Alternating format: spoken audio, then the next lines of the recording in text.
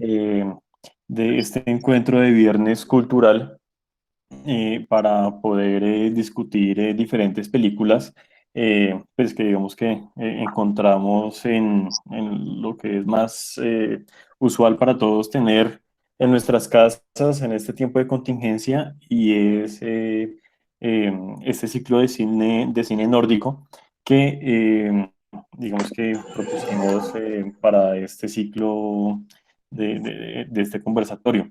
Entonces, estamos hoy para hablar sobre la película finlandesa, eh, La Prometida del Diablo, que es otra película nórdica.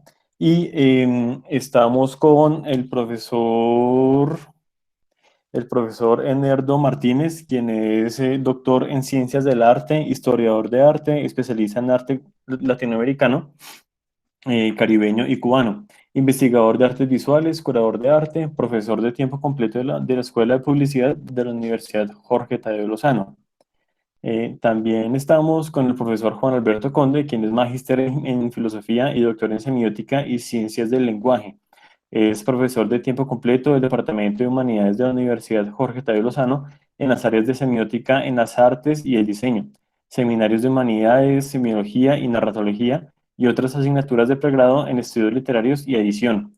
Sus intereses temáticos comprenden la literatura y el mundo editorial, imagen fija y el movimiento y fenómenos discursivos como el cine, la narración gráfica y los medios interactivos. Estamos también con Carlos Andrés Castro, quien es magíster en cine documental y profesional en lingüística y literatura. Es director general y fundador de Canal Cultura. Ha dirigido laboratorios de narrativa audiovisual en Colombia y Chile y es productor de cine documental en ambos países. Docente del programa de comunicación social y periodismo de la Universidad Jorge Tadeo Lozano, sede de Cartagena, en las asignaturas de producción audiovisual y televisión. Y conmigo me presento, Sergio Martínez, quien soy bibliotecólogo de la Universidad Javeriana y soy coordinador del área de educación, proyectos y cultura de la Biblioteca Jorge Tadeo Lozano en la sede de Bogotá. Entonces, como estábamos comentando, em, tenemos para hoy la película La Prometida del Diablo, o también como se encuentra en otras partes, se llama también, lo llaman la cacería. Es una película de la directora y es quien es el director y co-guionista Sara Cantel, la otra guionista es Lena Virtanen. Este nombre, Lena Virtanen, tiene una relevancia que ya luego les explicaremos, les comentaremos. Es una película finlandesa de 2016 y pues digamos que sin culpa volvimos a una película de mujeres, hecha por mujeres y es sobre mujeres fundamentalmente. Y es nuevamente en una isla, tal cual como la película que conversamos hace 8 días. Em, Quiero pues comentar que en esta oportunidad también pues digamos que las recomendaciones de parte de nuestro querido público, de nuestros queridos asistentes, eh, pues si cualquier persona desea hacer alguna intervención o desea comentarnos pues alguna impresión que tengan sobre la película, no es más sino que nos den de pronto, nos pidan la palabra por el chat y pues le abrimos el, el micrófono pues para que nos, y la cámara si desean también, pues para que nos comenten sus impresiones sobre esta interesante película. Eh, pues continuamos con el profe Carlos, quien nos dará una sinopsis sobre esta película. Me gustaría pues también saber de pronto si en el chat nos pudieran responder quienes ya hayan visto la película y quienes no la hayan visto, mientras el profesor Carlos nos va comentando la sinopsis de la misma.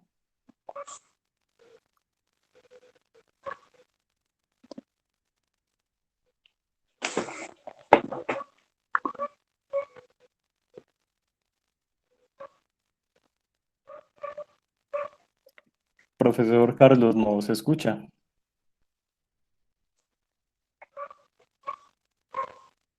Lo siento, tenía el micrófono en silencio. Ya, ahora sí. Ok, La listo, profe. prometida Entonces, del sí. diablo de Sarah Condell es una película que cuenta los hechos que tienen lugar en una isla que se denomina Aland, ubicada entre Suecia y Finlandia, poblada por una pequeña comunidad donde el miedo y la superstición son utilizados para controlar el comportamiento de los aldeanos, sobre todo con todo lo relacionado con el tema de la brujería. Nuestra protagonista es Ana, que se enamora perdidamente de un personaje marinero muy particular que se denomina Elías.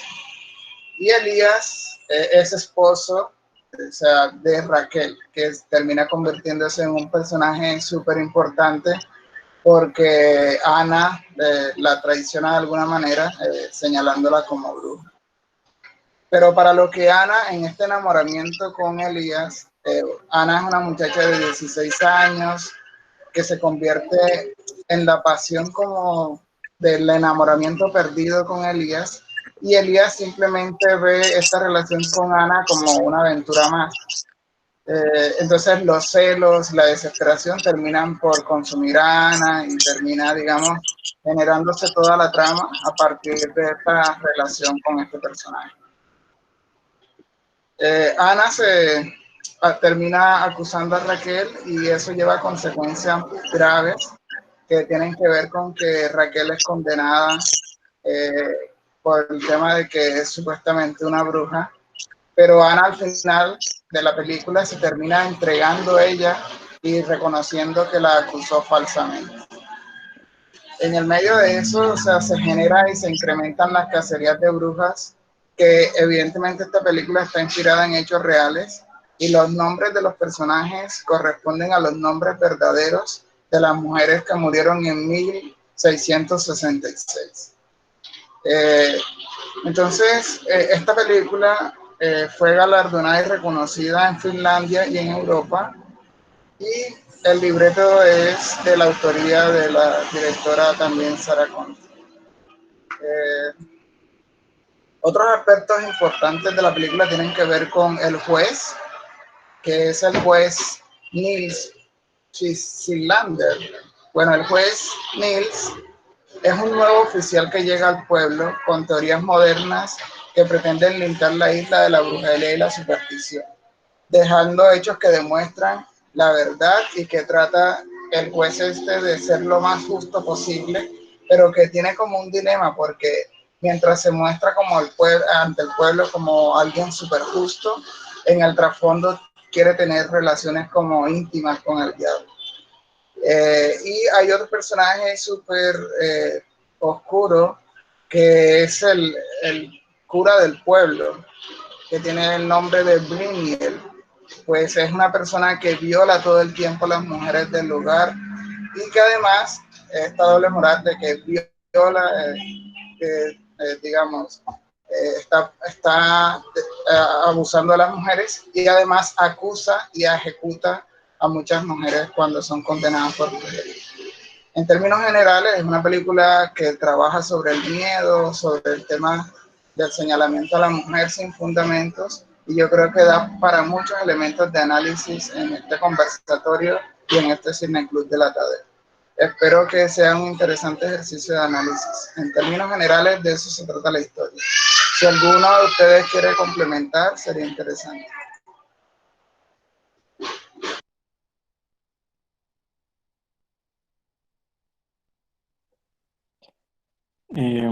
Pues creo que la síntesis que dio el profe Carlos fue bastante completa.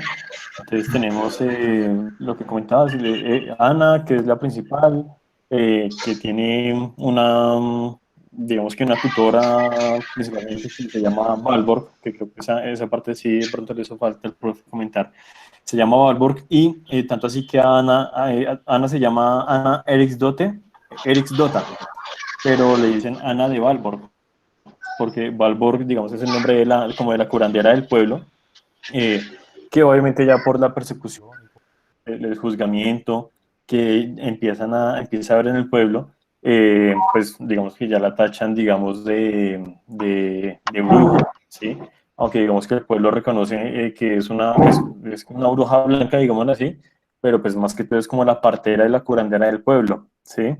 Tenemos también pues, a la amiga, pero igual digamos que tiene un papel como secundario, se llama Lovisa, y ella, digamos que es como la compinche, digámoslo así, de Ana, eh, y digamos que también está pasando por una situación medianamente similar en el punto en que también los papás la obligan a casarse con un señor ya, un señor viudo, pero pues digamos que ella simplemente sigue, hace caso y sigue la tradición pues que los papás le están encomendando. Eh, y pues también nombrar a Lady Elizabeth, que viene a ser la mamá del, del juez de Nils, y digamos que Lady Elizabeth, o la señora Elizabeth, eh, escoge, digamos que casi que personalmente a Ana para que trabaje con ella, para que sea su doncella, para que la asista, y pues durante la película Lady Elizabeth cae enferma, y pues tanto como Valborg como Ana pues empiezan a hacerle como tratamiento, como una curación, pero pues obviamente por el estigma de ser curanderas y de ser por fuera pues de la modernidad, digamos que a Valborg la sacan de su función como de médica, pues, a la que le está tratando la enfermedad a Lady Elizabeth, y pues digamos, únicamente queda Ana atendiéndola, y pues tiene una muy bonita relación, digamos que de doncella y de señora, pero digamos que se tiene mucho afecto entre las dos.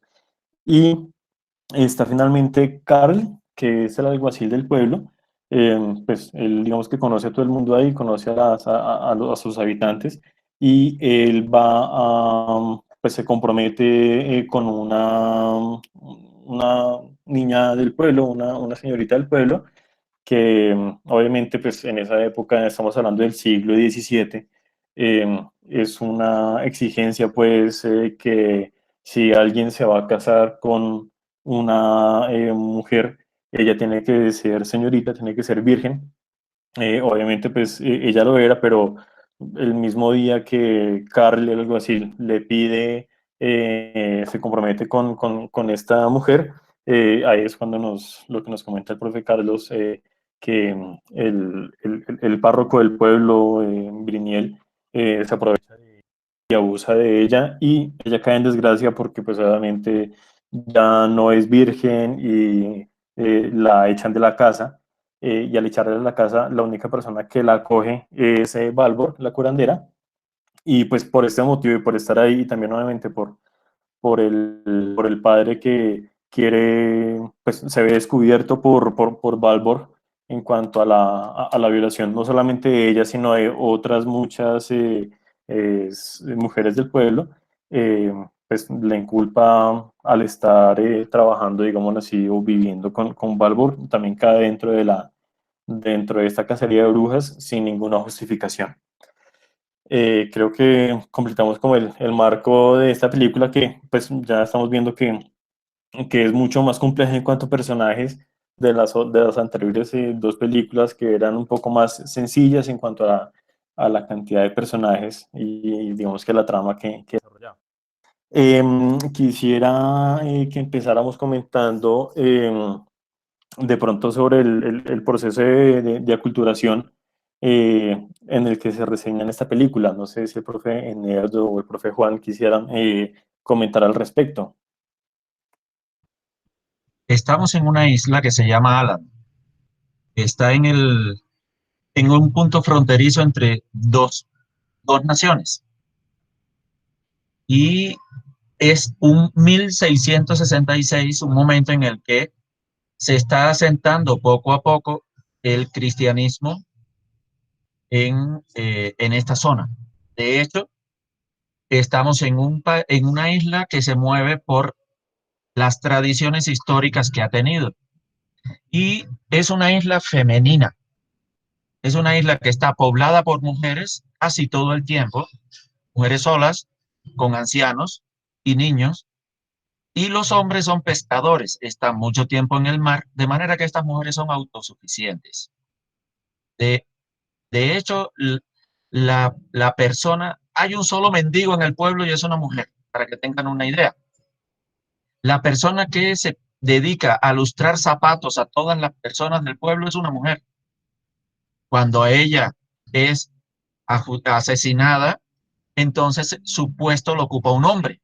Pero ellos van ocupando los espacios que van dejando las mujeres, que son las que tiñen las telas, la lana, son las pastoras de las ovejas. Ellas son las que se dedican a hacer toda la curtiembre de la comida. Sí, las mujeres son el punto central de esta isla. Lo único que no tienen las mujeres es el poder. Hay un párroco, hay un alguacil y encima de eso mandan un juez. Pero incluso la madre del juez tiene un papel fundamental dentro de la película. Y lo que estamos viendo aquí, en este apacible espacio inicial de la isla, es simplemente una transformación importante de un mundo natural nacido de las relaciones naturales de los personajes con la tierra, con la madre tierra, que es una diosa, a un mundo que viene dado por la civilización que trae una religión masculina con representantes masculinos. Y la madre tierra va a ser sustituida por la tradición judeocristiana. Entonces, la diosa también tiene que desaparecer. Es la diosa que les da a las mujeres las capacidades de sanación. Nosotros las vemos al inicio de la película. Ana está buscando hierbas, está buscando elementos que luego va a llevar a Balmor para que contribuyan a la sanación de las personas. Y nos encontramos por el camino con la persona que se dedica a teñir las lanas, que es Raquel, que se dedica a teñir las lanas a orilla del mar para poder hacer todos los tejidos de la ropa y todos los aditamentos propios de las casas. Pero todo es una labor femenina. Y volvemos otra vez a lo mismo que nos encontramos en la película anterior. La labor fundamental de la mujer y la inutilidad del hombre en una sociedad en la que las mujeres exactamente no los necesitan. De hecho, los hombres se despreocupan incluso de sus hijos, se desprenden de las parejas con facilidad. Y el mejor ejemplo es ese personaje que tenemos ahí, que es el amante de Ana. Digo, Ana se convierte en su amante, que ahora no me acuerdo el nombre. De, ¿El nombre del marinero? y del marinero, Elías. de Elías. El mejor caso es Elías, pero Elías que sale por la noche, encuentra por la noche en la calle a los hombres bebiendo. Y esa unión de hombres bebiendo y hombres pescando es la mayor referencia que nos vamos a encontrar de masculinidad, de presencia masculina en la película, como no sea después los hombres como jueces de las mujeres. Es decir, ellos tienen el poder y enjuician, pero aportan bien poco a la comunidad. Son ellas las que mantienen todas las tradiciones y que son tradiciones tremendamente naturales. No quiere decir que no sean católicas, pero todavía no están evangelizadas. Están Entonces, en el proceso de están en evangelización proceso de porque evangelización, pero todavía no vemos, están evangelizadas.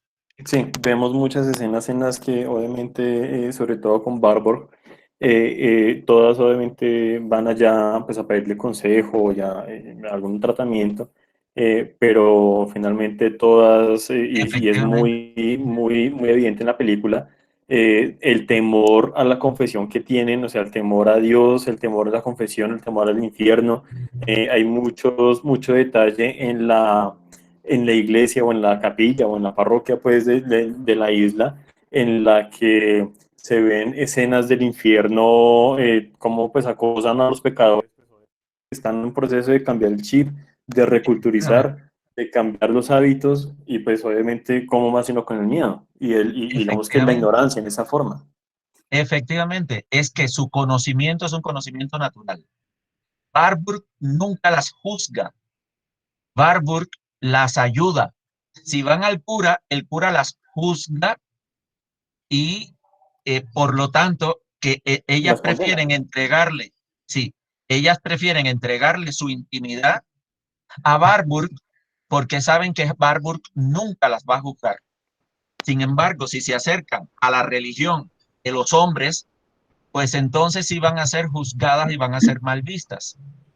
Y sobre todo tienes ese espacio encerrado donde se produce todo el juicio, está lleno de imágenes, de castigos, de personas quemadas, del infierno, y es el miedo para promover una cultura católica al que ellas, con el que ellas tienen recelo a la hora de acercarse. Por eso prefieren a Warburg seguir con la tradición que viene de una convivencia con la naturaleza a entrar a una nueva tradición que no las mira bien porque ellas no pueden participar de las decisiones que se toman. Warburg nunca les dice, haz esto. Warburg les da un consejo y las deja que ellas tomen decisiones. Sin embargo, cuando llegas a la iglesia, el cura les pide el párroco les pide de manera directa y punzante que tomen una decisión que ya tiene tomada. De acuerdo. Juan. Sí, hola, buenas noches. Bueno, sí, creo que ese sí es efectivamente uno de los temas interesantes de esta película, ¿verdad? Cómo estaba mirando que a Finlandia el cristianismo llegó pues casi 4 o 5 siglos antes, como 1157 más o menos en la Edad Media, ¿verdad? Entró por Suecia. Y vemos otra cosa de contexto interesante de la película, es que en esta época Finlandia pertenecía a Suecia. Y efectivamente hay una parte en el juicio que le están haciendo a la mendiga esta que dice tener como el poder de ver a los ladrones, que le dicen, ella empieza a hablar, uno de pronto no lo nota, pues porque, claro, son lenguas muy distintas y uno pues no las conoce, pero de pronto uno no nota que ella empieza hablando en finés, en finlandés, y el juez le dice, o el cura creo que le dice, hable en sueco, por favor, ¿sí? A Karin, sí, a Karin. Y ella entonces, a partir de ese momento, como que empieza a hablar en sueco, pero está un poco como esa idea que en todo caso Finlandia está en cierto sentido invadida, digamos, pues es una colonia, eso genera una serie de tensiones históricas ahí pues entre todos los países nórdicos, ¿no? Que sobre todo Suecia tal vez es el que ha tenido como ese ímpetu de invadir a los otros, o que ha tomado posesión de los otros países en distintos momentos. Ahorita, por supuesto, eso pues no es un problema de conflicto político, pero sí queda históricamente como esa cuestión de las fronteras allá entre los distintos países nórdicos. Pero lo interesante un poco es que a esa zona, digamos, a esa zona de los países de Noruega, Dinamarca, Suecia, Finlandia, etcétera, el cristianismo entra con una fuerte influencia germana, es como el epicentro, es Alemania, digamos, ¿no? Alemania es desde donde provienen pues, digamos, el canon de lo que se debe, de lo que rige un poco las creencias cristianas en estos países. Y no solo ahí, sino casi que en toda esa Europa, en esa zona de Europa, en Estonia, Letonia, etcétera, el cristianismo se fue, digamos, el punto de colonización de todos estos países fue Alemania, del epicentro por donde iba y llegaba y se imponía un poco el cristianismo en toda su tradición, sus creencias, sus mitologías, etcétera, ¿cierto? Y aquí en la película nos están mostrando precisamente uno de esos países donde se ve ese choque del que nos hablaba Enerdo, ¿no? Precisamente porque las creencias que desde el cristianismo se definen como paganas, ¿cierto? O bárbaras incluso, ¿no? Son otro tipo de cultos, otro tipo de mitologías que muchas veces, claro, y efectivamente están muy centradas en diosas femeninas, en el poder, en poderes de la tierra, de la naturaleza, en cultos que son muy, un poco lo que alguna vez Robert Graves llamó la diosa blanca, ¿no? Como esa mitología femenina que está muy cruzada un poco también con un panteísmo, una conexión con la naturaleza muy fuerte. Pero también estaba mirando yo un poco como en esa historia de ese cruce de creencias, y es que en todo caso en Finlandia parece que la tradición y la manera en que se hibridaron el cristianismo y las creencias locales fue muy, muy, muy fuerte, y sí tenía mucho que ver con lo que desde la religión católica se califica, o el cristianismo en general, se califica como prácticas de brujería, ¿no? Lo que sucede un poco es que, digamos, la demonología cristiana se fusiona con dioses locales, con monstruos del folclore, ¿sí? Y de alguna manera sí se da eso. Hay una parte que a mí me llamó mucho la atención de la película, cuando la empleada de la madre del juez llega a acusar a la curandera y dice, no, es que ella empezó a decir hechizos, y el tipo le pregunta, bueno, pero ¿cuáles hechizos? Y ella le dice, en el nombre del Padre, del Hijo, del Espíritu Santo. Y el tipo le dice, pero eso no es ningún hechizo, eso está en la Biblia. Claro, también había muchas mujeres que eran analfabetas, ¿cierto? Esta mujer seguramente nunca sabía leer. De hecho, él se sorprende de que Ana sepa leer y que no solamente pues conoce la escritura, sino que además Ana tiene un interés por la ciencia, ¿no? Como por el conocimiento, digamos, más que por la ciencia. Ella finalmente hereda un poco eso de su mentora y madrastra, ¿cierto? Que es como que ella es incipientemente una botánica y se conoce el nombre de las plantas, conoce la utilidad de las plantas, tiene todo un saber ahí que ha sido legado, como lo dice cuando la están juzgando, ¿cómo se llama la mujer? La curandera. Cuando a ella la están jugando, ella dice, Bárbaro, le preguntan, ¿usted qué formación tiene? Y ella dice, yo he recibido un conocimiento que viene de generación en generación y que yo soy un punto más en esa cadena de ese conocimiento que además, como decía el profe Nerdo, es un conocimiento femenino, ¿no? Y ahí también, de hecho, y sí es como el único poder que tienen las mujeres en esta sociedad de manos de ese saber, ¿no? Que es el saber que les quieren finalmente quitar, porque es el saber que terminan calificando como asociado con la brujería, como con lo demoníaco, etcétera, etcétera, en ese movimiento como muy fuerte que se usó en toda Europa, como usando las creencias religiosas también un poco para retirar esos dominios donde efectivamente, como decía Nerdo, las mujeres tenían un dominio, un poder, un saber, ¿sí? Y eran realmente las que llevaban adelante digamos, la vida cotidiana, sí, efectivamente.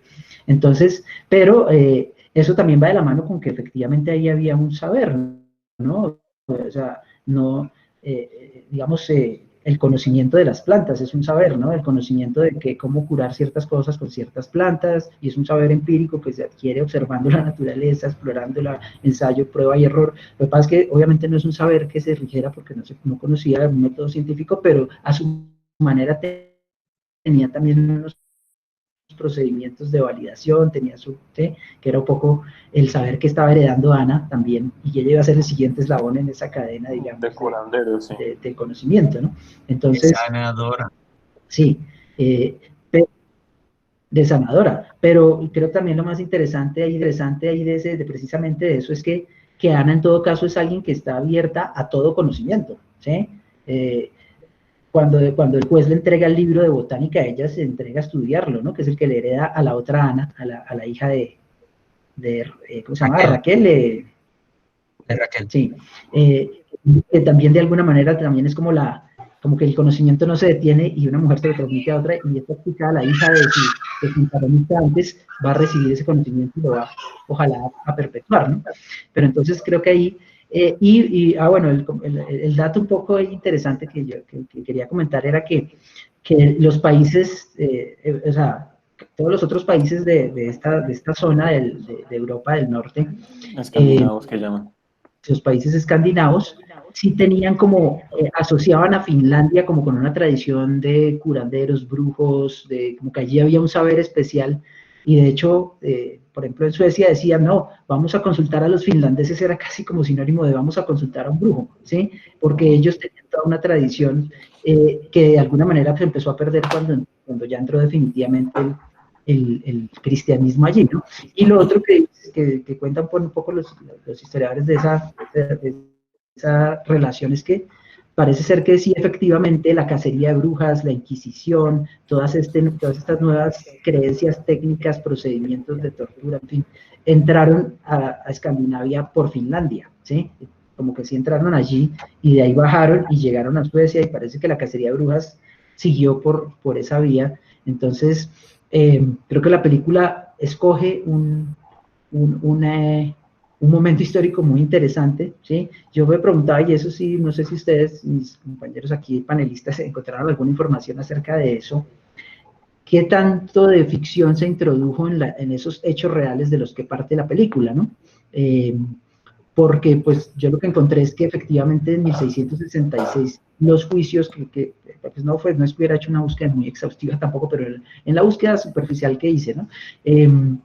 Eran básicamente, o sea, el relato que nos cuentan de esos juicios es que había una mendiga que acusó a 13 mujeres y esas mujeres fueron procesadas, ¿no? Entonces como que la historia de Ana no aparece como tan metida, pues que es en la que está centrada esta película, ¿cierto? Sino más como el pretexto de que esta mujer fue acusada de brujería y ella acusó a otras mujeres y el juicio fue sobre estas mujeres, etcétera, etcétera, ¿no? Sí, pero sí aparece, por ahí estuve leyendo también, aparece un relato o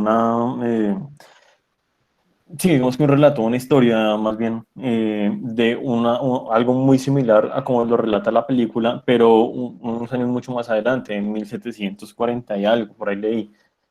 También, que precisamente se llama también Anna Eriksdotter,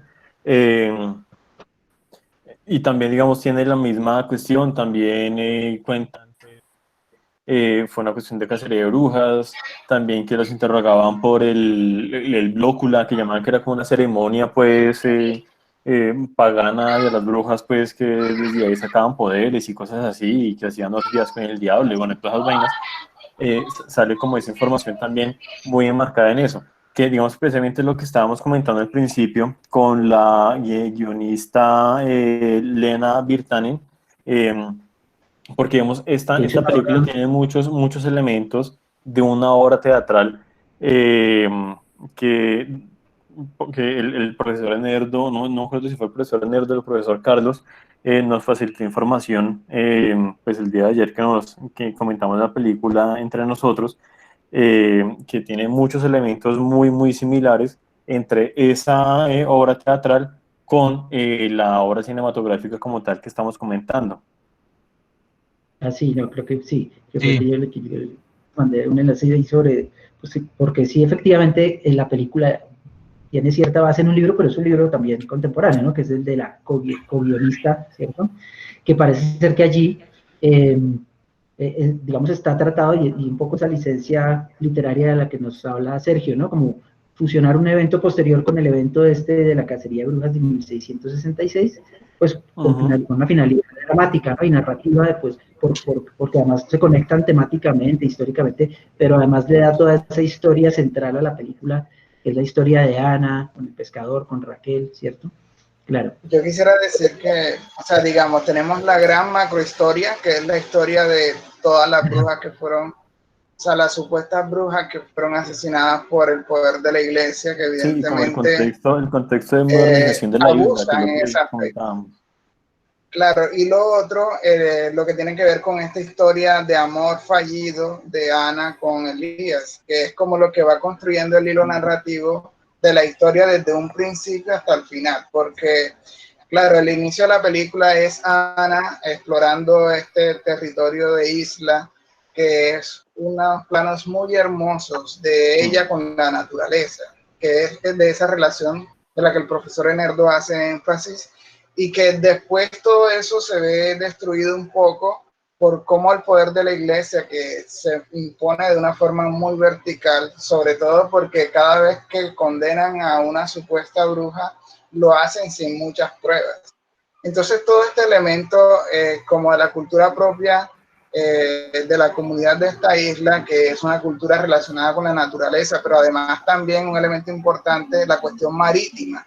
O sea, son islas que dependen de la cuestión de la pesca y por eso el pescador Elías se convierte en un elemento importante porque, por ejemplo, hay una frase que me llamó mucho la atención de la película y es la siguiente: un marinero es un hombre fugaz aquí y en la Indochina y en todos lados. Entonces, esta figura del marinero fugaz en medio de estas mujeres que están todo el tiempo sosteniendo la economía, sosteniendo la cotidianidad de la convivencia de todas estas mujeres, se ve fracturado por el poder de la iglesia.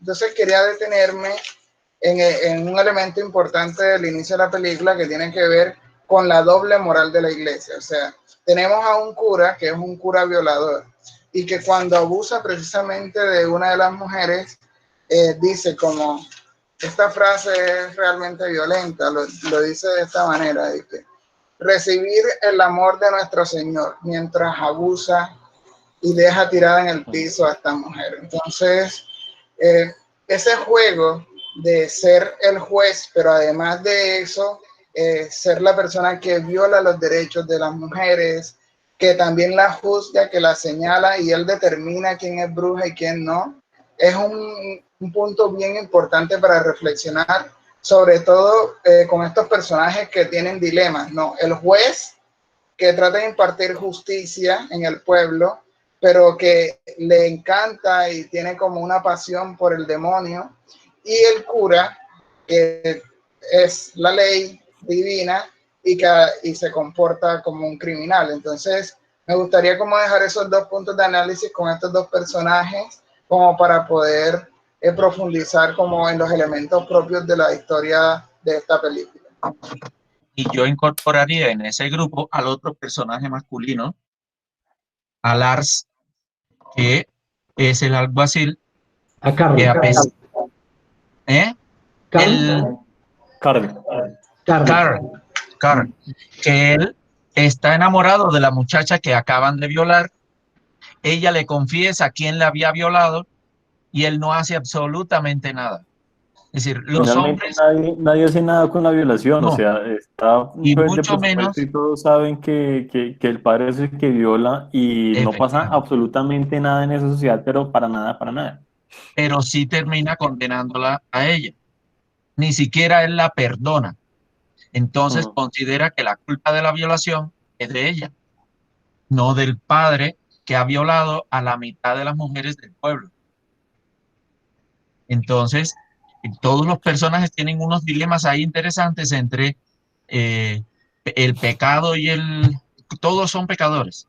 Todos los personajes masculinos tienen esa peculiaridad porque se enfrentan a estos dilemas en, efectivamente, como dice Isaac, es por el poder que se maneja y por el miedo que se influye, que se inocula desde la presencia y la estancia en la propia iglesia, en el propio recinto de la iglesia. Y es interesante que los poderes de Valburg y de Ana sean sustituidos por los poderes del médico que visita a, que es un hombre y que visita Elizabeth. a Lady Elizabeth. ¿Y Ujú. qué hace este hombre? La desangra para, sí, para aliviar sus humores y por poco la mata. De acuerdo. Y sí, entonces esa es la medicina católica que viene de las universidades con ese trasfondo cristiano. Y luego la justicia cristiana va también a llenar de sangre los espacios de la madre tierra que al inicio de la película son plácidos. Es que la película espacialmente cíclica comienza en la orilla del mar, en un lugar que se utiliza para teñir de rojo el, ¿cómo se llama? El, la lana de las ovejas y es donde están los musgos y las frutas pequeñas y las raíces y los pequeños insectos y los animales. Los estudios que Ana hace los hace en ese lugar y después al final resulta que ese es el cadalso. Ese espacio resulta también manchado de sangre. Todo lo que viene con el mundo católico viene manchado de sangre y viene ocultando y desapareciendo un saber ancestral que solo lo podían tener las mujeres. Claro. De Claro, acuerdo. primero las expulsan. A Valburg la destierran. A la esposa, a la muchacha que es violada, que nunca me supe el nombre, la expulsan de su casa. A Karin, que es la mendiga, la expulsan de la sociedad y la mandan a una cárcel y luego la matan, pero primero la mandan a una cárcel. Y a Ana Las finalmente decapitan. también la seccionan, es decir, están cortando de raíz el saber que se transmite de una a otra persona. Un saber que puede atentar contra el poder, que está todo el tiempo atentando contra el poder. Uno es ancestral, el otro es el saber de la violación de las propias leyes que hacen las personas que la deben controlar.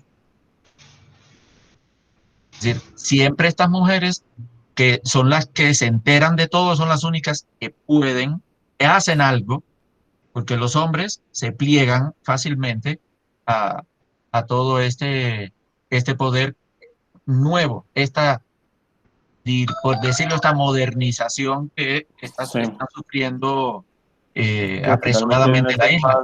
más salvaje de lo que ya tenían, o sea, viene con Claro, una modernización a punta de violencia, que es lo que comentábamos, que digamos que evoluciona como ese nivel de violencia. Primero arranca con el destierro, que es lo que le sucede a Valborg, y ya ujú, después va con humillación, porque digamos que cuando ya juzgan a alguno o le inculpan, lo primero que hacen es la rapan, bueno, no la rapan, la trasquilan, porque ni siquiera la rapan bien, la trasquilan y obviamente como una señal de humillación frente a toda la sociedad, las encarcelan, a otras las torturan pues para conseguir sus confesiones pues de que sí son brujas y que sí han tenido relaciones con el diablo y que están poseídas y que bueno, todo el tema.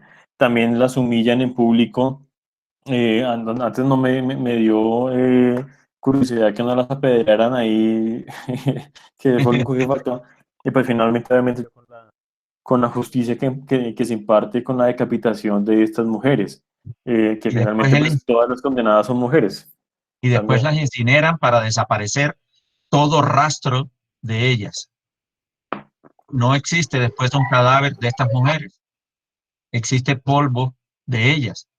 Y Ujú. claro, hablábamos de cómo se había orquestado todo esto y todavía en esa época no se había equiparado, algo que sucederá un poquito después, no se había equiparado la brujería con la herejía. Cuando eso se haga, entonces ellas van a ser quemadas vivas, que es el próximo paso. ¿Por qué? Ya. Porque la sentencia máxima de los herejes era morir en la hoguera, pero todavía en esta época no había, no estaba equiparado la brujería con herejía.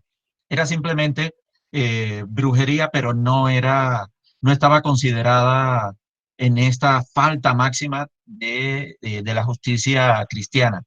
Aquí tenemos un Aunque, apunte bastante interesante, perdón, profe Nerdo, lo interrumpo, bastante interesante de María José Cuartas, quien comenta, al comienzo de la película podemos ver que el cura tiene en sus manos el Maleus Maleficarum, que es un libro que explica cómo torturar brujas y cómo identificarlas. sí, ese y, y es un libro escrito por un párroco por Cotton Mather y Samuel Parrish.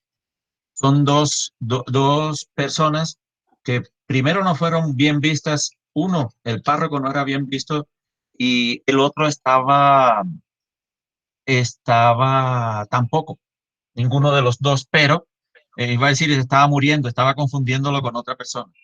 Y lo cierto es que ellos van a crear ese texto que va a justificar y va a explicar cómo se hace todo el proceso de tortura, cuáles son las pruebas que hay que presentar y cómo hay que extraer ¿cómo se llama? Las confesiones. pruebas para poder condenar a las mujeres.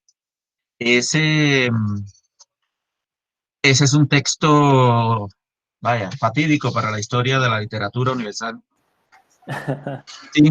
Yo quisiera analizar o detenerme en elementos relacionados con ese concepto de verdad o de juicios que supuestamente hacen estos hombres que tienen esta conexión con Dios de alguna manera, supuestamente.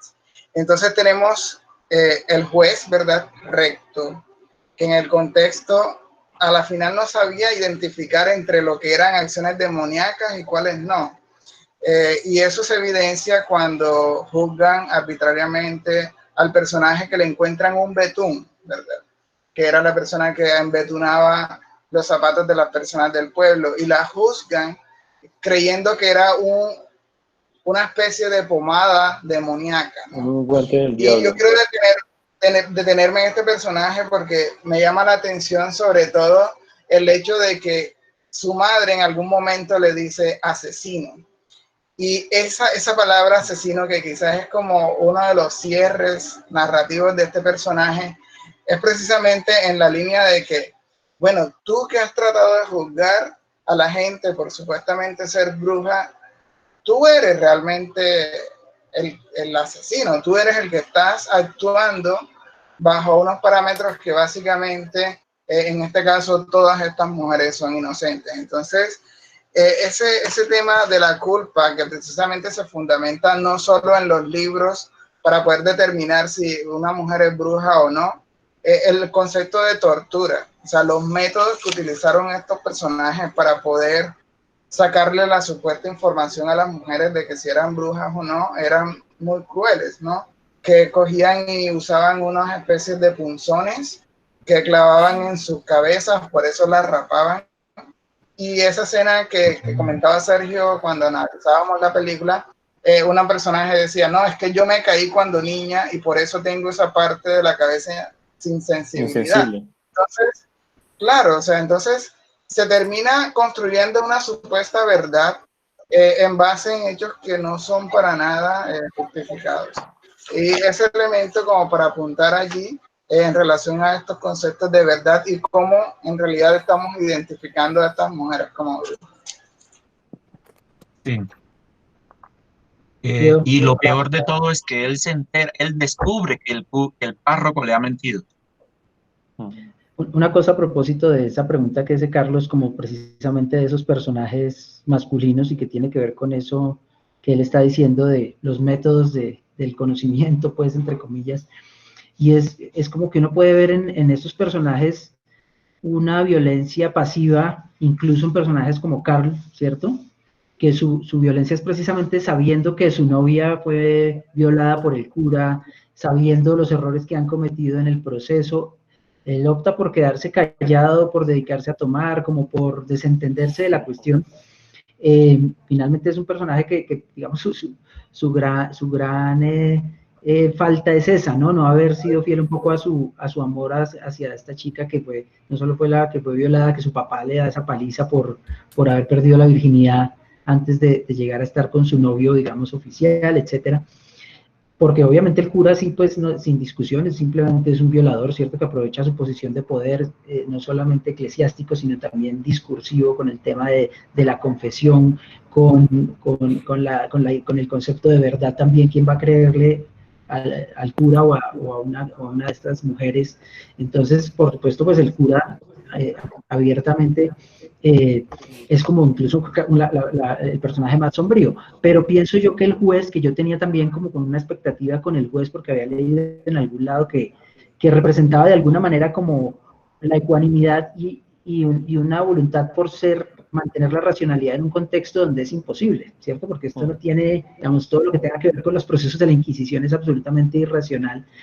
Pero creo que ya viendo la película es todavía peor, porque este es un señor que a pesar de que trata de defender un dogma, de defender una creencia, un saber que él adquirió y que también lo legitima socialmente en esa sociedad, en todo caso él se da cuenta que se ha equivocado y aún así su error digamos, el esfuerzo por enmendarlo realmente no lo hace, como que lo reconoce, pero no lo hace.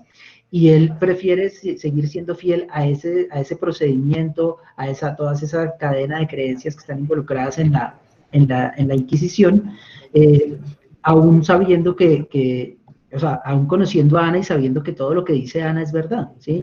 Incluso cuando ella misma le confiesa, yo hice una falsa acusación, etcétera. Entonces ahí también entra un poco, y a propósito del comentario de María José del Maleas Maleficarum, que efectivamente es un libro muy oscuro, sobre todo con relación a las mujeres, ¿cierto? Porque muchas de las rasgos de brujería pues, o sea, se partía del supuesto que las mujeres eran más propensas a la brujería porque estaban más cercanas a las bajas pasiones, al ejercicio libre de la sexualidad, como efectivamente pasa un poco en la película, pero eso era como el gran terror de la Inquisición, ¿no? Y por eso en los distintos martillo de herejes y todos estos tratados digamos, de estos procesos inquisitoriales, subrayan en muchos de sus pasajes esa dimensión de lo femenino como asociado con lo demoníaco. Por supuesto, eso no quiere decir que la cacería de brujas no hubiera muchas víctimas masculinas, y las torturas eran terribles. Estaban viendo que a la mitad de digamos, a los hombres, el castigo en esta época era la rueda, ¿no? Que la rueda era un castigo también brutal, ¿no? A propósito de esos procedimientos de los que hablaba Carlos, ¿no? Que era que le fracturaban todas las coyunturas del cuerpo para poder acomodar el cuerpo humano a una rueda, ¿cierto? Pues totalmente desgonzado, y después obviamente también la muerte, por supuesto, ¿no? Pero volviendo un poco con el tema del Maleas Maleficarum, ayer mencionábamos ese otro libro, ¿cierto? El Canon Episcopis, que es como el contraste un poco de todos estos tratados de brujería, ¿no? Es un libro donde un monje medieval básicamente lo que dice es la creencia en que las brujas montan en cabras y vuelan sobre vacas y copulan con el diablo y todo eso, eso es en la imaginación, eso no pasa en la realidad, ¿sí?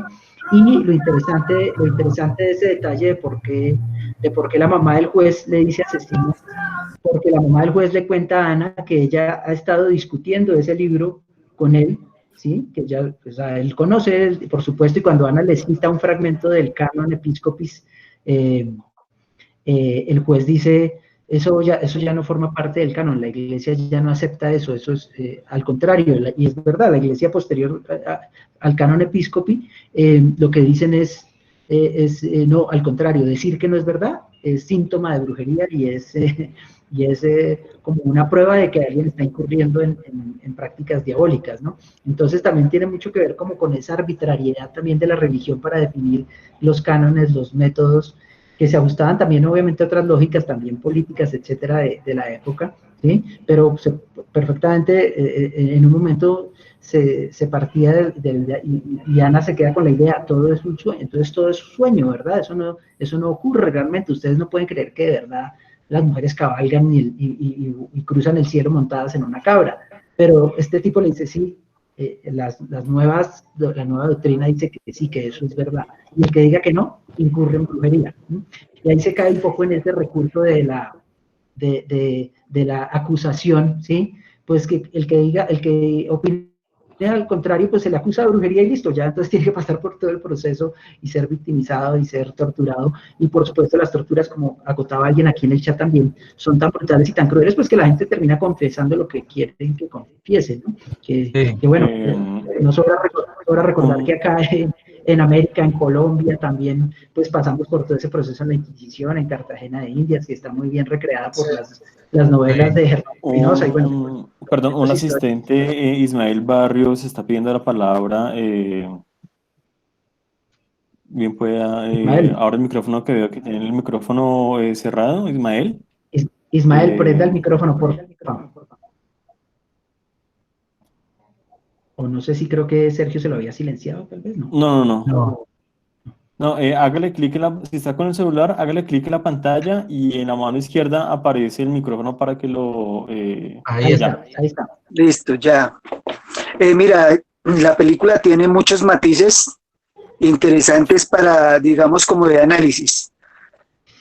Hay bastantes. Uno que me llamó la atención, 1666. Digamos que los últimos 3 números son los 66 que se adjudican, que es número de hombre, número de bestia y por supuesto el número del diablo. Eso es un punto.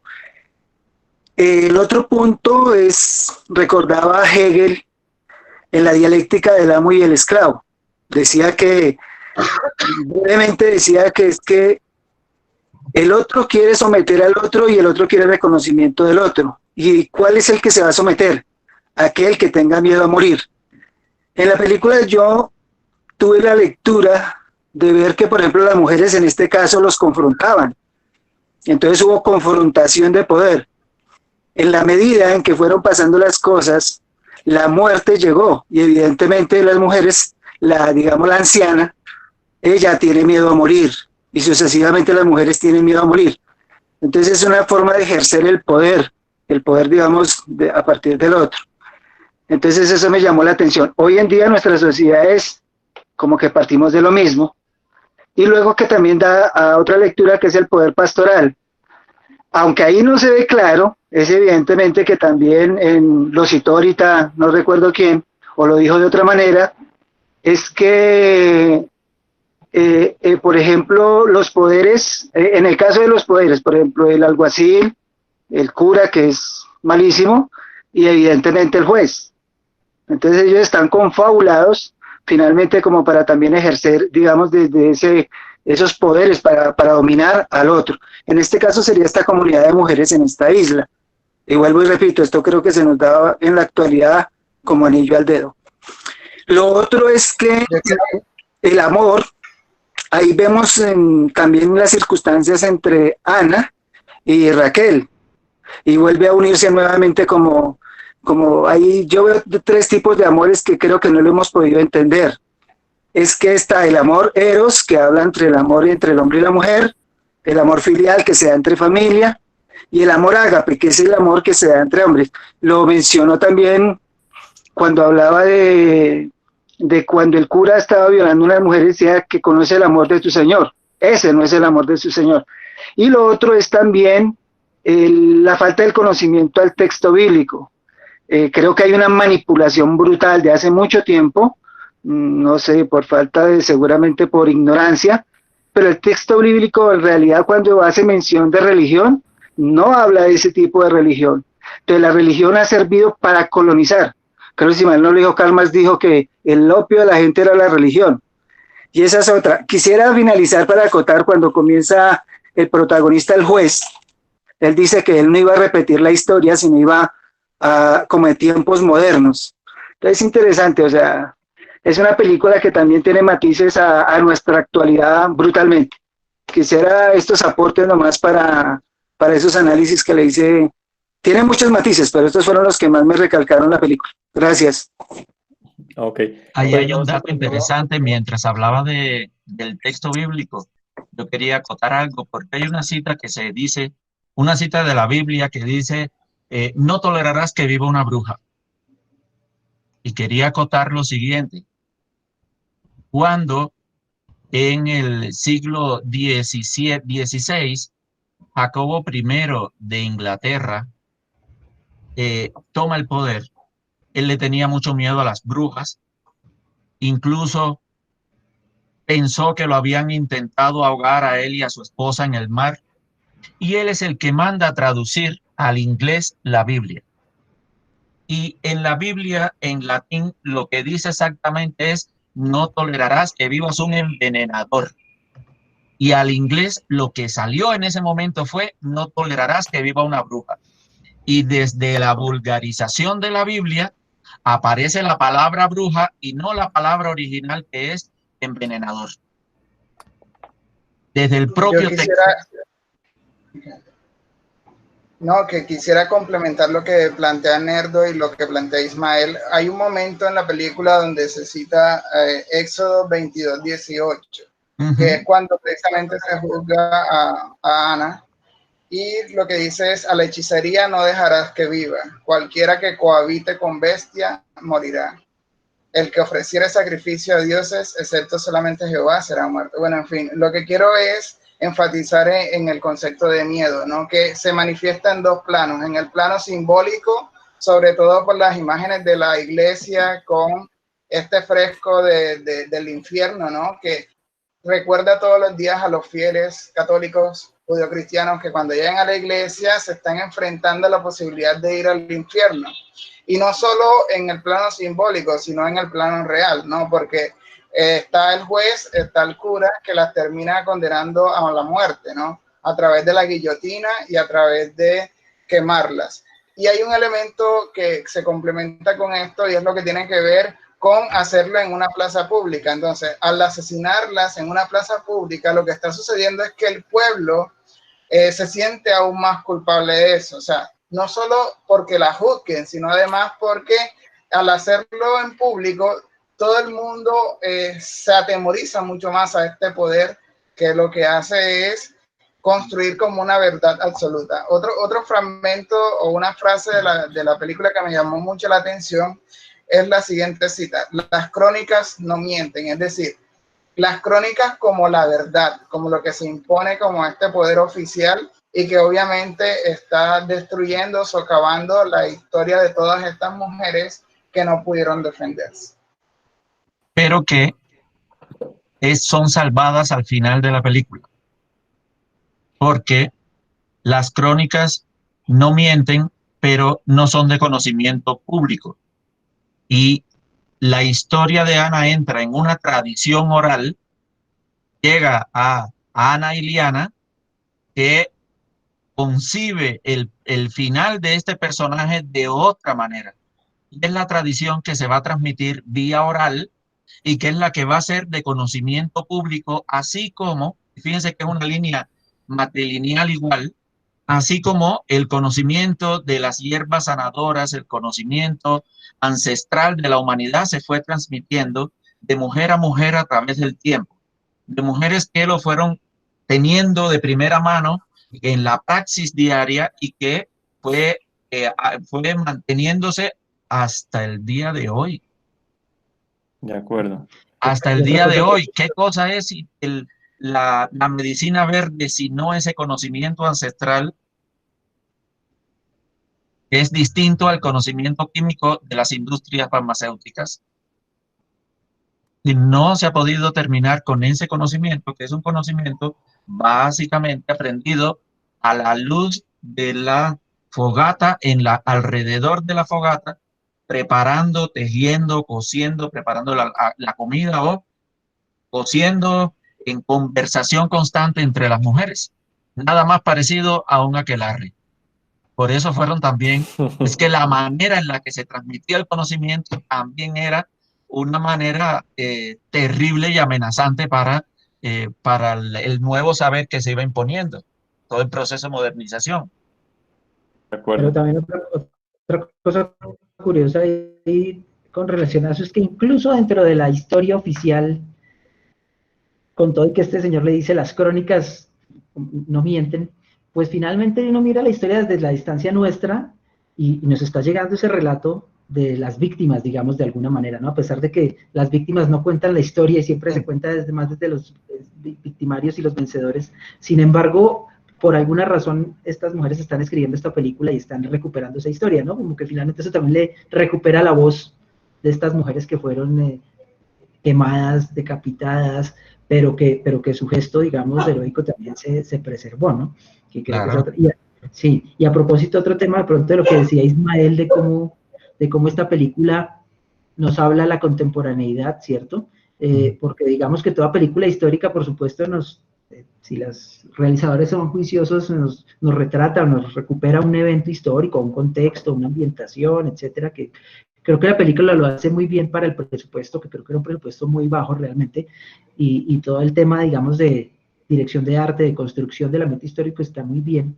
Pero aparte de eso, creo que también hay unos diálogos como con la contemporaneidad, por ejemplo, en todo lo que tiene que ver con el hecho de que esta curandera, además, lo que hacía era un poco como asistir a las mujeres que eran violadas por el cura, que quedaban embarazadas y que pues querían básicamente no tener esos hijos, porque eran hijos de una violación, eran hijos además del cura, las iban a quedar estigmatizadas de por vida, y ella a través un poco de su conocimiento ancestral también pues les proveía ese servicio. Y el cura, uno de los argumentos de los que se vale pues para que la procesen a ella es acusarla de, le dice, hacedora de ángeles, ¿no? Usted es una hacedora de ángeles, usted como es una matabebés, digamos, ¿no? Entonces la acusa por esta práctica, que él era, digamos, la causa original de estar violando mujeres, ¿cierto? Sin ton ni son por todo el pueblo. Y aparece ese tema, creo yo, como de esas prácticas que tiene una resonancia distinta en la época actual, donde están todas estas discusiones en torno al aborto, todas esas peleas un poco de las mujeres por su derecho a decidir, etcétera, que ya estaban planteadas. Obviamente en esta época no había lugar a dudas de que eso era pecado, de que había que era censurado religiosa, políticamente, etcétera, pero pues que unas cineastas contemporáneas subrayen ese detalle en su película, seguramente tiene alguna intención también de ponernos ese tema y de hacernos pensarlo y debatirlo, pues a la luz obviamente de un contexto completamente distinto, ¿no? Claro. Hay un tema ahí, bueno, digamos que no sé si lo entendí bien a Ismael, pero pues quisiera aclarar que, o sea, el año de 1666, digamos que obviamente sí está la cuestión del 666, pero puede ser una coincidencia cósmica, digamos, no, digamos que ese fue el año realmente en el que se da, La digamos que se cacería brutal. homenajea pues a esas mujeres asesinadas brutalmente por parte de la Inquisición. Entonces, pues, digamos que sí es coincidencia, pero pues finalmente fue el año real en el que pasó, en el que pasaron estos hechos. Y me gustaría, digamos que, tomar el tema que, digamos que lo introduce muy bien Ismael, y es el tema del amor. ¿Mm? Pues realmente yo no conocía, digamos que estaban como definidos esos tres tipos de amor. Y sí, efectivamente vemos el amor, pues, casi que obsesivo, o no sé, o el primer amor, pues, dentro de la inocencia de Ana, con Elías. Con Elías, sí, sí, Elías es que llama, sí, con Sí, Elías, sí. Elías. Elías. El amor de esa amistad de Raquel con la misma Ana, ¿sí? Que, o sea, pasa todo lo que pasa y sabe que, o sea, prácticamente la condena a muerte, y pues eran amigas, y digamos que ella también como que entiende la situación, entiende cómo es su esposo, digámoslo así, y la perdona, y tanto así la homenajea dándole el nombre de Ana a su propia hija, ¿sí? Y también incluso dándole una muy buena, digamos que un desarrollo muy diferente a la historia, que es lo que está comentando el profe Nerdo en cuanto a la tradición oral que se va a mantener frente a Ana, de cómo fue que murió y cómo fue que supuestamente se salvó y que está viviendo en Estocolmo y que está, mejor dicho, en unas super condiciones, siendo que eso, pues digamos que realmente no es lo que pasa. Pero digamos es como ese amor de amistad, no sé cómo fue no sé si también es como fraternal, fue que dijo Isaac, y también digamos el de amor, de pronto como conveniente, el amor conveniente que tiene, digamos, la amiga, Lovisa, que, listo, digamos que tiene su amor y su amistad, digámoslo así, con Ana, pues porque es su amiga, pero también digamos que de pronto el amor que desarrolla con su esposo, con el viejito, pues que le imponen para que se case, pues para seguir su tradición. Entonces son como esos tipos de amor que se pueden ver. Y digamos también, digamos que obviamente no el amor, pero sí no, pues no el amor, el aprovechamiento de pronto que, digamos, de Elías, del pescador, que él aprovecha pues que listo, y, Raquel ya sabe que le gustan las señoritas muy jóvenes, y ya sabe que las enamora, y ya sabe pues que se mantiene con ellas, pues igual digamos que él puede ser, no sé, amor a los hijos, puede ser amor a la familia, pero digamos se ven escenas muy cariñosas de Elías con Raquel, y de compartiendo con sus hijos y todo, a pesar de todo lo que está sucediendo. Digamos que también puede ser un amor fraterno, no sé, con su familia, y pues digamos que no le importa tampoco que su esposa se dé cuenta en lo que anda, pero que realmente lo que le importa es estar también con su familia. Sí, claro, y Pero, incluso hay un diálogo muy interesante de Valborg con Ana, ¿sí? Cuando recién condenan a Valborg, que le dice, dejen en paz al marido de Raquel. Y ella dice, no, es que yo lo amo, no es que ella le dice, no, eso no es amor, eso es lujuria, ¿sí? Déjelo sí, tranquilo. Y ella como que le hace esa aclaración que tiene que ver con esa acotación muy pertinente que hace Ismael, porque realmente Ana después por sí misma se da cuenta que efectivamente pues es una pasión adolescente que ella siente por él y el tipo pues también que le gustan las chicas jóvenes, no sé qué, pero se termina imponiendo la solidaridad con Raquel, que es una solidaridad entre mujeres, ¿no? Esta mujer que está sin poder darle alimento a su bebé, eso que llaman la sororidad, este sí es un auténtico ejemplo de sororidad, ¿no? Esa hermandad filial entre mujeres también por cuestiones asociadas con su naturaleza o con su condición femenina, que se cree que efectivamente los ejemplos que pone Sergio ahí son muy fuertes, ¿no? Primero con su mejor amiga, pero después como termina siendo casi tan cercanas con Raquel, después de que casi era la que le estaba arrebatando a su marido, etcétera, porque efectivamente ella es consciente, y pues eso era un poco lo que yo me preguntaba, porque el gran gesto heroico de la película es que Ana decida confesar que ella acusó falsamente a Raquel, y pues sabiendo que va a ser ella la condenada y la que va a terminar muerta. Y ese era el episodio, y yo me preguntaba si ese episodio fue real. No sé si era el que hacía alusión Sergio, que ocurrió un par de siglos después o un siglo después, pero es un gesto realmente heroico, ¿no? De Ana, además como también es como que ella se obligó a madurar en ese corto periodo, porque Maduro en poco tiempo. de ser la adolescente caprichosa que está obsesionada con este tipo y que no le importa a la mujer ni los hijos ni nada, a terminar sacrificándose para que a Raquel pues no la procesen injustamente, ¿no? No la quemen ni la es decapiten.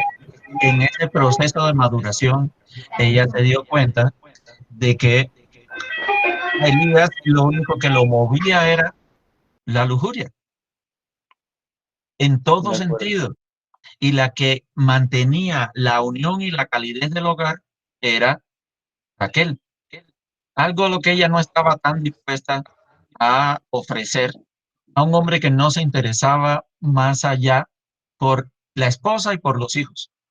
Un hombre que nunca fue a ver a Raquel ni se preocupó porque ella estuviera en la cárcel, sino que siguió de fiesta, parranda y borracheras todas las noches. Ah, Y pues que tenía él Guayabo, no se ocupó de entiéndanlo. los hijos. ¿Tenía qué? Guayabo está en Guayabado Ah, porque sí, todo la el mujer tiempo, en sí. la... El sufrimiento lo llevó a enguayabarse. Él sufre de una manera particular. Sí, sí, sí, hay que también entenderlo. Sí. Te digo a ti. Además que el tipo Entonces, finalmente se desentiende sí, también, ¿no? O sea, después de ¿no? que le recrimina a Ana, pero después ya no, él no hace nada Sí. porque su esposa sea sacada de la cárcel. No le preocupa absolutamente nada. No le preocupa nada de Ana, no le preocupa nada de su esposa, no le preocupa nada de sus hijos. Incluso deja a los hijos solos en la casa y se va de pesca. Sí, Pero Y Raquel saber siempre quién va fue a cuidar consciente esto. de eso. ¿Cómo? Ra- Quería decir que Raquel siempre fue consciente de eso, por eso cuando Sí, confronta a Ana y le dice como, es que él siempre está buscando a niñas como tú. Entonces hay un elemento interesante de ese triángulo amoroso que yo quiero destacar, y es la figura de madre de Raquel, que es una figura súper sí. interesante, sobre todo porque al estar presa, ¿cómo hace para alimentar a sus hijos, no? Y ahí es donde Ana comienza poco a poco a reforzar esa amistad con Raquel, porque, bueno, obvio, hay un tema ahí de que tú eres la amante de mi esposo y tal, pero evidentemente a partir de los hijos es que se genera la conexión entre estas dos mujeres, y hay otro punto de conexión con la película anterior a propósito. Entonces, hay un elemento que me llama la atención, que el bebé no estaba bautizado. Otra vez la culpa, otra vez la cuestión católica. Y Y el lo que temor. hace Ana es bautizarlo, ¿no? Lo lleva, roba, miren esto, robar Agua el bendita. agua bendita El de agua la bendita. iglesia, llevarla a la cárcel donde está Raquel. Raquel, y el tema del bautizo es importante, ¿no? Porque no solo es una cuestión religiosa, sino una cuestión simbólica de nombrar al niño. Entonces lo nombran en honor también a Ana. O sea, la bebé en un principio se iba a llamar Iliana y Raquel al final termina bautizándola como Ana Iliana, en homenaje a Ana. Entonces, otra vez lo mismo, se van generando esta tradición de respaldo y de apoyo entre mujeres. O sea, la película, en medio de la violencia de los hombres, hay elementos de solidaridad de mujeres que es muy interesante, porque lo que hace es hablar de lo que va a pasar después, ¿no? Que bueno, la literatura y lo que tiene que ver con los libros como un elemento de conocimiento. Tenemos este paso de conocimiento de Baldur a Ana, que después Ana casi que lo va a transmitir también a Raquel, y Raquel a los niños. Entonces, la generación se va transformando en ese aspecto a elementos positivos que se van dando desde esas relaciones afectivas que se construyen entre las mujeres. Y quería destacar que en relación a lo que se mencionaba de 1666, la película está dedicada a Ana Bensdotter, ¿verdad? Que es la mujer real que murió en 1666. Y nuestra protagonista se llama Ana... ¿Cuál es el apellido de Eric Dotter? Ana Eric Dotter. Entonces, en 1666 murieron en realidad ejecutadas 400 mujeres o 400 personas en general. O sea, es decir, que lo que estamos viendo en la película es un micromundo de toda la magnitud y de la violencia que se vio representada en la película. Sí, lo que estamos viendo es el inicio de la masacre, pudiéramos decirlo, del feminicidio en el que incurrió la Iglesia Católica. De hecho, cuando hablábamos, veíamos cómo las culpas, digo, las condenas se habían ido recrudeciendo poco a poco en la misma película, con el cambio de drástico de las leyes. Pero la escena del bautizo es bien interesante, porque ese es un tema básico que trabaja la película. Las mujeres podemos ser enemigas, pero debemos solidarizarnos entre nosotras cuando tengamos una situación acuciante. Y las mujeres en la película, cuando tienen una problemática seria, son capaces de dejar a un lado las rencillas que hayan tenido en momentos anteriores. Porque cuando Ana se roba el agua bendita, quien está en la iglesia es la mujer que no la quería como ayudante de Lady Elizabeth. La mujer que se pasaba todo el tiempo hablando mal de ella con el párroco, hablando mal de ella con el juez. Esa mujer que siempre la odió y que estaba en contra de ella, se va a quedar callada cuando ella le explica para qué cosa es el agua bendita. Y ahí nuevamente entra la solidaridad femenina. No es solo de Ana con Raquel, sino de esta mujer para con Ana igual. Incluso los hijos de Raquel, la niñita recién nacida de Raquel está sola en la casa y quien la cuida son dos mujeres del pueblo. Porque ahí está marcada ese ejemplo de solidaridad femenina, que es un ejemplo que las realizadoras quieren dejar para la mujer contemporánea. Y en ese proceso de bautismo también hay un elemento interesante, porque una mujer no puede bautizar. Deben ser hombres, debe ser el párroco el que bautice. Sin embargo, a Raquel, que es la madre, solo con la presencia del agua bendita, que es lo realmente importante, porque es el agua que es importante para las religiones de la madre tierra, las religiones naturales y de las diosas terrestres, y para la religión católica y para todas las religiones del Medio Oriente, también la musulmana y la judeocristiana. El agua es importante. Lo importante es el agua, no quien oficie. No es quien oficie el acto ¿cómo se llama? Del bautizo. Claro, ahí yo quiero citar a Gastón Bachelard cuando en Psicoanálisis del Fuego, o cuando habla del agua, estos dos elementos de la materia, ¿no? Que son simbólicos por su naturaleza y sobre todo en cómo se utilizan en los ritos religiosos.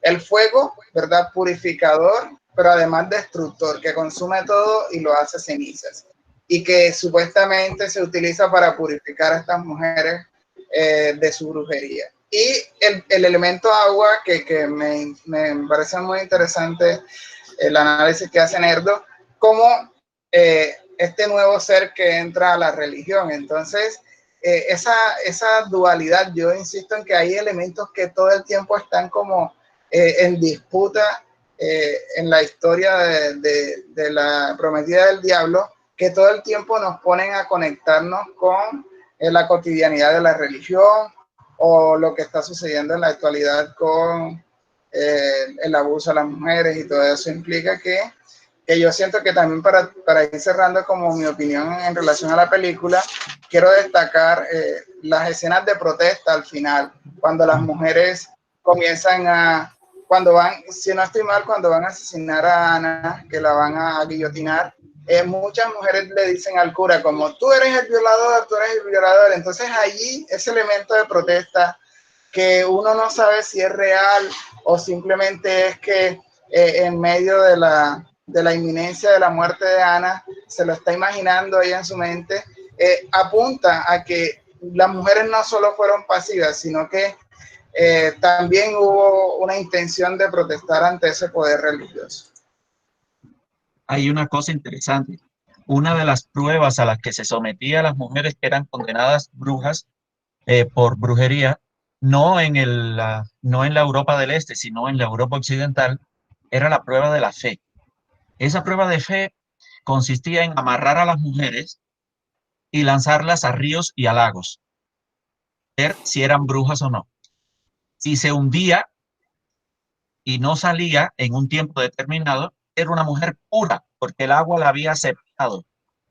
Pero si flotaba, era culpable, y entonces sí la condenaban a muerte, porque era una mujer impura, tan impura que el agua, como elemento bendito, la rechazaba.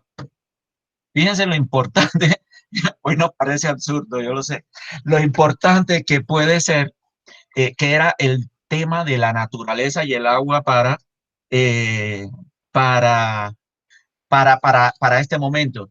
Entonces, como alguien apuntaba ahí, si la mujer se ahogaba porque no daba tiempo sacarla antes de que se ahogara, pues entonces le daban cristiana sepultura porque era una mujer pura, no era una mujer impura. Y un elemento en cuanto al nivel de los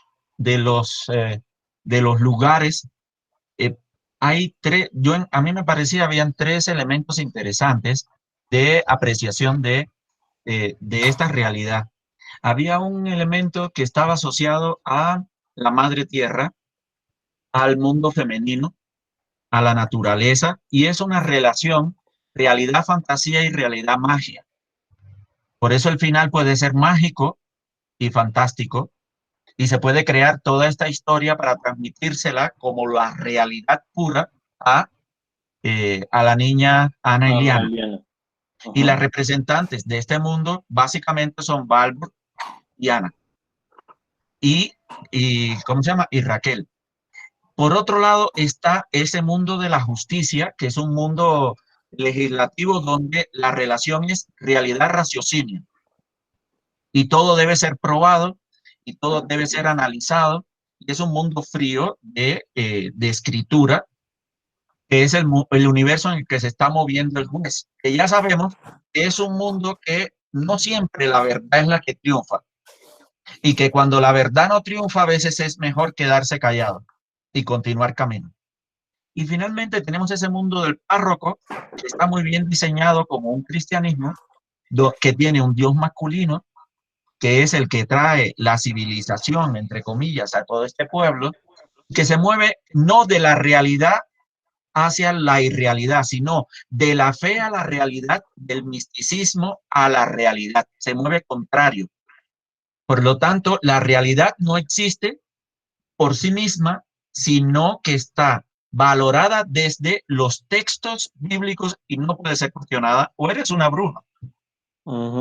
Entonces, estos tres, y que es el párroco el que básicamente representa este nivel de comprensión de la realidad en la película.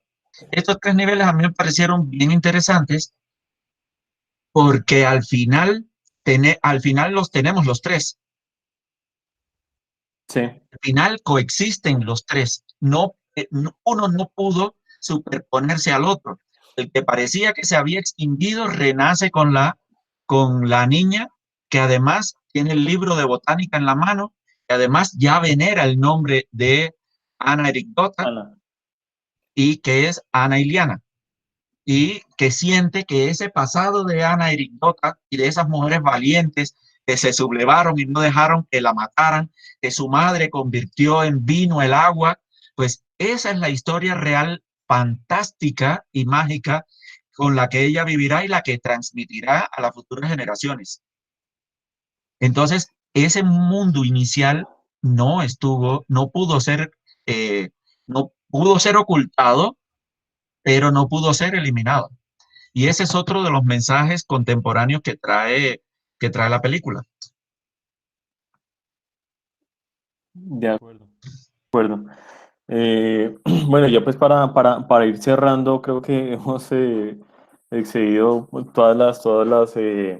las temáticas pues de esta película.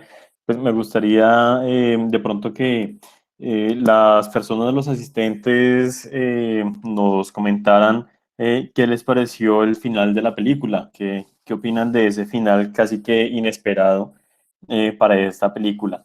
Mientras de pronto no se quieran escribir o si quieran como tal comentarlo a viva voz, digamos, quería también aportar en cuanto al acto de contrición que finalmente tiene Ana con Raquel. O sea, reconoce toda la culpa que ha tenido, reconoce que le embarró todos los efectos que ha tenido, pues, o todas las consecuencias pues, de sus actos. Y todo este acto de contrición y todo lo que ella reconoce y todo lo que ella hace pues por salvar y por hacer justicia realmente, lo hace totalmente por fuera de las instituciones, tanto de la justicia como de la iglesia.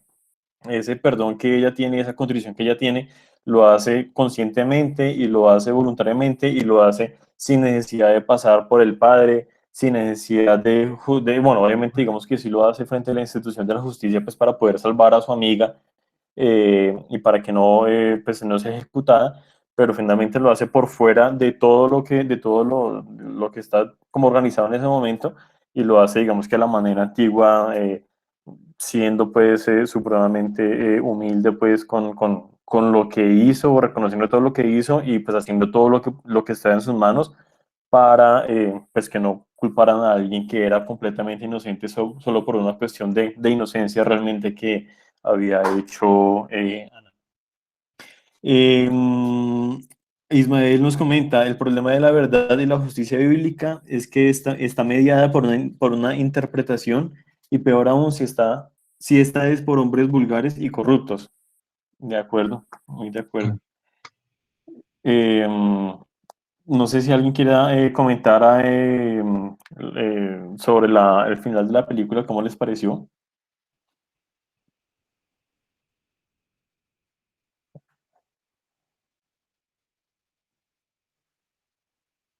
Están los micrófonos pues para que los abran, si es su deseo, para que nos comenten, pues no sé, su impresión de la película o del final, que es bastante interesante y tiene un giro inesperado pues de cómo se desarrolla finalmente con la historia de Ana y Liana y la tradición que queda pues con la historia de Ana.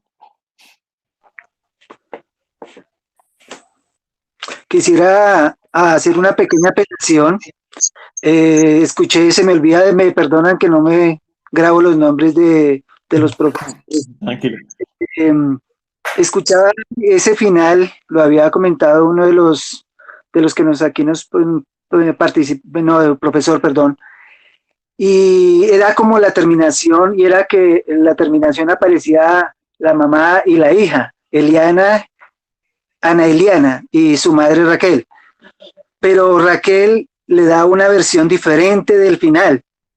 Lo que me queda preguntando es, está bien, es como idílica la cosa, y digamos que dentro de la construcción de uno de niño, eso es importante porque hay valores morales. Sin embargo, en la medida en que uno va creciendo, puede encontrarse con la verdad y ahí podría estar la confrontación entre esos dos mundos, el que uno forja de niño y el que finalmente es como real, ya cuando uno ya ve las cosas y las percibe como son. Eso me dejó como esa sensación de ese final. Gracias. Muchas gracias por la apreciación. Pues sí, fui yo el que hizo el comentario. Tienes razón. Está mi micrófono. Sí, tienes toda la razón. Pero lo interesante es que el final es un final de empoderamiento femenino. Y es una niña que crecerá empoderada en una creencia. Cuando descubra la verdad, lo que descubrirá es la cruel verdad. Y lo que va a hacer es enfrentar la verdad con ese pasado que ella vivió. No va a consumir la realidad como un hecho que hay que aplaudir, sino que lo va a mirar con enfrentamiento. Y lo bueno del final es ese empoderamiento que hace Raquel de todas las mujeres de la aldea y especialmente de esa Ana, del que ella es heredera final de su nombre. Entonces esa niña siempre, cuando descubra la verdad, va a cuestionarla, nunca la va a aceptar y va a ver lo cruel que se fue con los verdaderos personajes, con los personajes femeninos que vivieron en la época y con su amada Ana. Porque creció viendo a Ana como una heroína. Creció viendo a su madre como una mujer empoderada capaz de protestar contra la injusticia y va a ver el hecho como una injusticia. De acuerdo. Finalmente, tengo un detallito interesante que a mí me resultó muy atractivo y es que en inglés existía una palabra para nombrar a todas estas personas eh, que trabajaban con brebajes, con elementos para la sanación, y se les llamaba Wicca. Y Wicca quiere decir el que le da forma a lo desconocido. Quiere decir que trabajaba con estas cosas misteriosas de las plantas que permitían, por un lado, curar y sanar, y por otro lado iban dejando un conocimiento que era medio mágico, que iba y medio sapiente, es decir, era como una sabiduría de lo oculto. De esa palabra Wicca nacerá la palabra witch, bruja, en el universo inglés. Pero Sí. la Wicca, que son estas mujeres que acabamos de ver, sobre todo Valborg, y que terminará siendo la witch debe ser quemada, ¿cómo se llama? Asesinada por utilizar un conocimiento y una sabiduría que le llegó por tradición ancestral. Ese dato de Wicca y Witch me gustó muchísimo. Y bueno, Wicca es toda una práctica mística religiosa que pervive hoy en día, ¿no? Como una nueva brujería muy de recuperar valores femeninos que se practican pues hoy en todo el mundo, ¿no? Y que trata como de un retorno precisamente a esas prácticas que el cristianismo obliteró en su momento y que están muy asociadas con lo femenino, claro. Y Wicca es como, aunque digamos que las practicantes de Wicca tratan de mostrar la Wicca como una forma de brujería blanca, efectivamente, como una conexión con la naturaleza y una recuperación de la magia de la naturaleza, digamos. Okay. Una cosa curiosa antes de que cerremos, que no sé si ya se mencionó el título de la película, ¿no? Que a propósito de lo que decía Carlos del fuego, y bueno, y también el nerdo del fuego y del agua, y es que el título original de la película es Tulen Morsian, que debería traducirse más bien como la novia del fuego, ¿no? No como la novia del diablo. Y efectivamente esa traducción, pues, ya como que distorsiona un poco la interpretación de la película película porque es como, si uno ve la novia del diablo, suena como si efectivamente hubiera una brujería demoníaca y nos manda más casi como una idea de una película de terror, o por lo menos sí como a una práctica de la brujería tal y como la censuraba la religión católica, y en realidad es la novia del fuego, ¿no? Porque es aquella mujer que por defender su verdad y todo, finalmente, como todas las brujas, las acusadas de bruja fueron condenadas al fuego, y su matrimonio es un matrimonio a la fuerza en ese ritual público del castigo a través del fuego, ¿no? Entonces, curioso ese tema con los títulos de las películas cuando cambian de lenguaje, ¿no? Que pueden perder la idea de una película. Es la idea de tener un público, porque la novia del diablo atrae más que la novia del fuego, aunque la novia del fuego evidentemente tiene un proceso de transformación y no de culpa, que es importante. Sí. Y uno ve en la parrilla de Netflix la novia del diablo y dice, muestra a ver una película de terror. Sí, claro. Pues sí, es una película de terror, ¿no? Porque la Inquisición es terrorífica, pero no como la esperaría el público, sí. Tenemos un comentario de Laura Mendoza en el chat que dice: creo que la confesión de Ana pone en jaque al sistema nuevamente, porque ellos dan su veredicto sobre Raquel y Ana lo desmiente totalmente, colocando en duda los métodos, procedimientos y demás formas para hacer justicia. Totalmente de acuerdo, que es lo que vemos en la película cuando se echa toda la culpa, incluso se inventa cosas para que la condenen más, todo por sacar a Raquel a flote. Sí, pero creo que eso que dice Laura es muy importante porque nos muestra que el acto de Ana no fue solo un acto de constricción, ¿no? Porque esa idea de acto de constricción todavía tiene mucho que ver con la culpa, aunque por supuesto ella tenía culpa por lo que le estaba haciendo a Karen, pero también nos habla de que ella tenía muy claro que su confesión ponía en evidencia toda la mentira que había detrás del proceso inquisitorial, ¿no? Que ese es el gran acto heroico realmente de ella, ¿no? Sí. Entonces, de acuerdo. Incluso cuando ella es capaz de llevarlo hasta el final. Sí, cuando no le creían, dijo, yo me hice pasar por ella. Y claro, ¿quién la desmiente? Sí. Nadie podía desmentirla porque era ella quien estaba haciendo la confesión, y de acuerdo. Por lo tanto ya no podían culpar a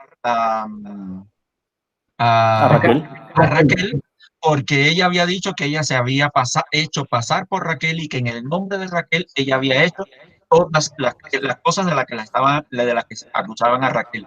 Por lo tanto, no quedaba más solución no quedaba más solución que liberarla. Y por supuesto, y el juez la mira porque ella le está diciendo que la verdad no está en los textos que están escritos. Porque ella sabe que él sabe que lo que ella está diciendo es mentira.